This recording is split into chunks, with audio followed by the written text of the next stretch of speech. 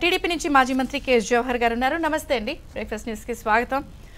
ఈ 4.5 పైచిలుకు కాలంలో ఆయన నిన్న చూపించిన ప్రేమకి భిన్నంగా శిరోముండనాలు, సజీవ దహనాలు లేదా కల్తీసారా తాగి చనిపోయిన వాళ్ళు, ఎన్సీఆర్బీ రిపోర్ట్స్ ప్రకారం 1200 పైచిలుకు క్రైమ్ రికార్డ్స్ కేవలం దళితుల మీదే ఉన్నాయి ఆంధ్రప్రదేశ్లో అనేది కళ్ళ ముందు కనిపిస్తున్న కూతుబేడి తీవ్రలో కోడికత్తి సీను కుటుంబ సభ్యులు చేస్తున్న నిన్న ఆయన ఉపన్యాసం ప్రసంగం దానికి కూడా మిమ్మల్ని టార్గెట్ చేస్తూ టీడీపీని మాట్లాడటం అన్ని ఎలా చూస్తారు?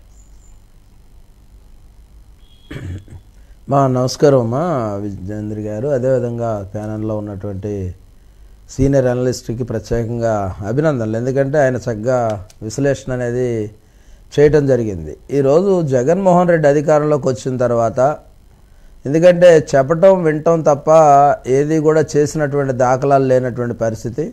కరోనా టైంలో ఒక్కసారి రీసౌండ్ నాకే వస్తుంది. చూస్తాను సార్, మీరు చెప్పండి, కంటిన్యూ చేయండి.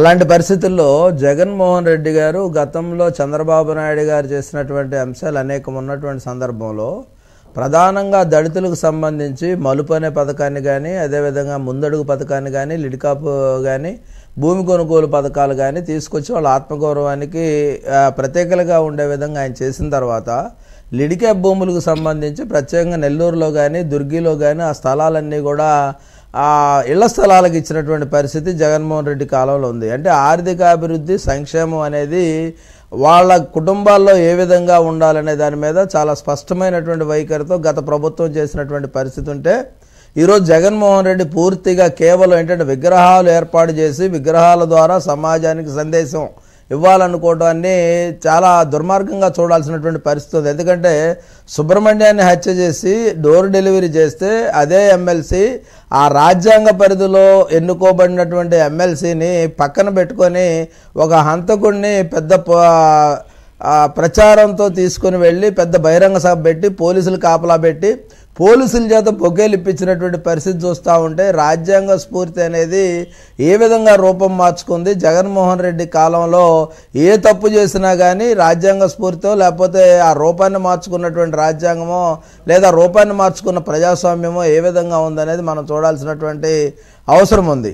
ఈరోజు నేను ఒకటే అడుగుతా ఉన్నా, జగన్మోహన్ రెడ్డి శిరోముండనం చేయించినటువంటి కృష్ణమూర్తి గారి కానీ, అదేవిధంగా ఆ వ్యక్తులను కానీ వాళ్ళని కానీ ఎవరిని కూడా ఈ రోజు వరకు కూడా చర్యలు తీసుకోకుండా రాష్ట్రపతి కార్యాలయం సైతం జోక్యం చేసుకున్న చర్యలేమీ లేకుండా చేసినటువంటి విధానం కానీ, దాంతోపాటు సాక్షాత్తు ఉప ముఖ్యమంత్రిగా ఉన్నటువంటి నారాయణ స్వామి గారు నిలబెట్టి మిగతా వాళ్ళందరూ కూర్చొని ఆయన చేతులు కట్టుకుని నిలబడినటువంటి వ్యవస్థ చూసిన తర్వాత ఏది రూపం మార్చుకుంది, ఏది ప్రజాస్వామ్యయుతంగా ఉంది, ఏది రాజ్యాంగబద్ధంగా ఉంది, శిరోముండనాల హత్యల, అదేవిధంగా ఆత్మహత్యల, ఈ రాష్ట్రంలో జరుగుతున్నటువంటి అరాచకాలు అనేది అన్నీ కూడా ఉన్నాయి. నిన్న ఒక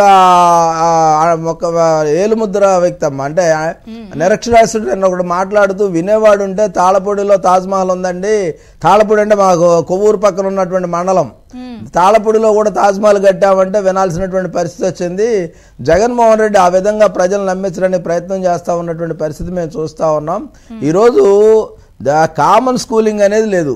ఎందుకంటే ఇందాక పెద్దలు నన్ను ఉపాధ్యాయుడిగా సంబోధించిన సందర్భంలో కామన్ స్కూలింగ్ విధానం కానీ, నూతన విద్యా విధానం పేరుతో ఈరోజు పాఠశాలల మార్పు కానీ ఇవన్నీ కూడా దళితులకు విద్యను దూరం చేసినటువంటి పరిస్థితి. సాక్షాత్తు అంబేద్కర్ గారి మీద అంత గౌరవం ఉంటే అంబేద్కర్ విదేశీ నిధిని తీసుకెళ్ళి జగన్మోహన్ రెడ్డి విదేశీ విద్యను ఏ విధంగా ప్రవేశపెట్టారనేది మనం అందరం కూడా చూడాల్సినటువంటి అవసరం ఉంది.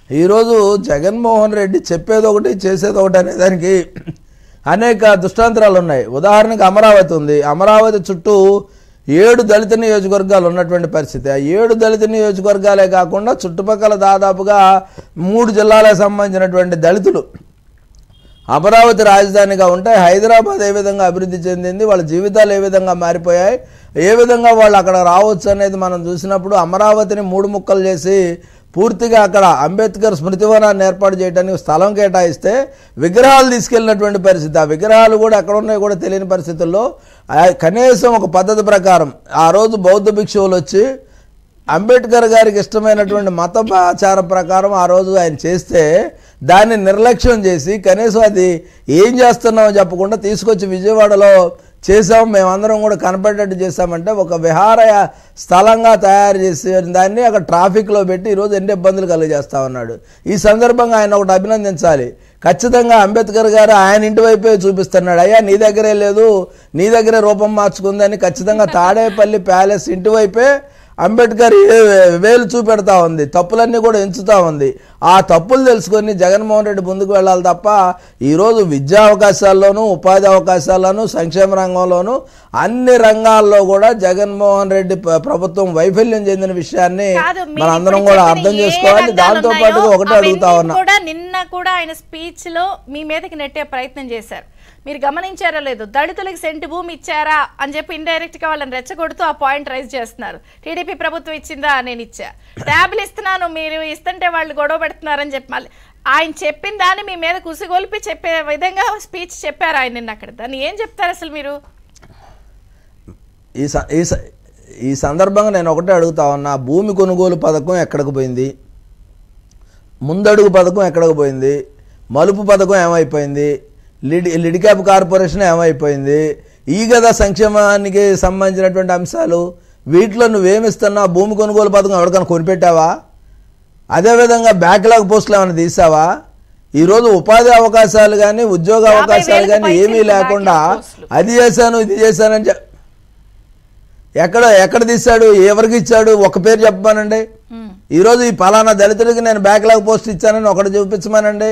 కరోనా సమయంలో చనిపోయిన ఉద్యోగ ఉపాధ్యాయ కార్మికులకు సంబంధించినటువంటి పిల్లలకు కూడా ఈ రోజు వరకు ఉపాధి లేదమ్మా. ఇప్పుడు ఈరోజు దళితుల సంగతి, దానిలో కూడా దళితులు ఉన్నారు, వాళ్ళకి కనీసం వాళ్ళకు కూడా ఇవ్వలేదు పిల్లలకి. ఇలాంటి పరిస్థితి జగన్మోహన్ రెడ్డి పరిపాలనలో ఉంది. ఏ దళితుడు కూడా న్యాయం జరగలేదు. దళితుల హత్యలు పెరిగాయి, అత్యాచారాలు పెరిగాయి. అట్రాసిటీ యాక్ట్ని దళితుల మీద పెట్టేటటువంటి నీచ సంస్కృతి దిగిన తర్వాత ఈ రాష్ట్రంలో దళితుల పరిస్థితి ఏంటి? ఈరోజు ఏ ఆధారాలు లేకుండా దళిత మంత్రుల మీద కేసులు పెట్టడానికి కూడా సాహసించినటువంటి పరిస్థితి. నా ఇంట్లో నేను కూర్చొని ధర్నా చేస్తూ ఉంటే, నా ఇంట్లో నేను కూర్చొని రాజధానుల గురించి ధర్నా చేస్తూ ఉంటే, అమరావతి గురించి నా మీద 13 కేసులు పెట్టారు. నన్ను తీసుకెళ్లి పోలీస్ స్టేషన్లో కింద కూర్చోబెట్టారు. అంటే మా స్థాయిలో పనిచేసేటటువంటి ప్రజాప్రతినిధుల పరిస్థితి ఎలా ఉంటే సామాన్యుడి పరిస్థితి ఎలా ఉందనేది జగన్మోహన్ రెడ్డి చెప్పాలి. ఈరోజు ఆయన ఇందాక అన్నాను కదా, తాజ్మహల్ కూడా మా ఇంటి పక్కనే ఉందంటే ఎవరైనా నమ్మాలి. జగన్మోహన్ రెడ్డి చెప్తే నమ్మించేటటువంటి పరిస్థితి. జగన్మోహన్ రెడ్డి ఎక్కడా కూడా తను చేసినటువంటి సంక్షేమ కార్యక్రమాల గురించి చెప్పలే. ఇందాక మా మిత్రులు చెప్పినట్టు పరనింద సౌత్కరేషన్ తప్ప ఇతరులను నిందించడం తప్ప తను చేసింది ఏంటి? ఏ యూనివర్సిటీలో దళితులకి ఈరోజు ప్రవేశం ఉంది? ఏ విద్య చదువుకోవడానికి, పీజీ చదువుకోవడానికి ఎవరికి ఇస్తున్నాడు? అమ్మఒడి ఎంతమందికి ఇస్తున్నాడు? అదేవిధంగా విద్యకు సంబంధించి అనేక అంశాల్లో లోపభూయిష్టంగా ఉన్నాయి. ప్రయోగశాల చేసినటువంటి పరిస్థితి ఉంది. ఇలాంటి పరిస్థితుల్లో జగన్మోహన్ రెడ్డి ఎక్కడా కూడా దళితులకు మేలు చేసింది లేదు. అంబేద్కర్ విగ్రహాన్ని తాకే అర్హత కూడా జగన్మోహన్ రెడ్డికి లేదనే విషయం స్పష్టంగా చెప్తా ఉన్నాం. ఎందుకంటే దానికి మేము వచ్చిన తర్వాత అయినా సరే ఖచ్చితంగా దానికి పూర్తిగా మేము మళ్ళీ పాలాభిషేకం చేసి దానికి ప్రతిష్ఠ చేయాల్సినటువంటి అవసరం ఉంది. పునఃప్రతిష్ఠ చేయాలి దానికి. ఎందుకంటే ఈ రక్తపు చేతులతో కోడికత్తి సీన్ని ఏ విధంగా బలి చేశాయి, 5 సంవత్సరాల నుంచి జైల్లో పెట్టాడు. ఏ విధంగా సుబ్రహ్మణ్యాన్ని హత్య చేసిన వ్యక్తి భుజం మీద చేసుకు తిరుగుతాడు. అదేవిధంగా ఏ విధంగా శిరోముండనం చేసినటువంటి వరప్రసాద్ని ఈరోజు బలి చేశాడు.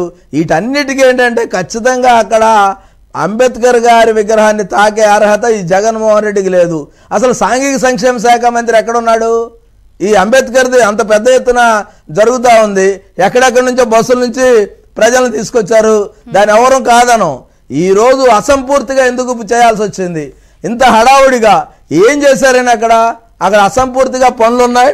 అవన్నీ గ్రీన్ మ్యాట్లు కప్పాడు.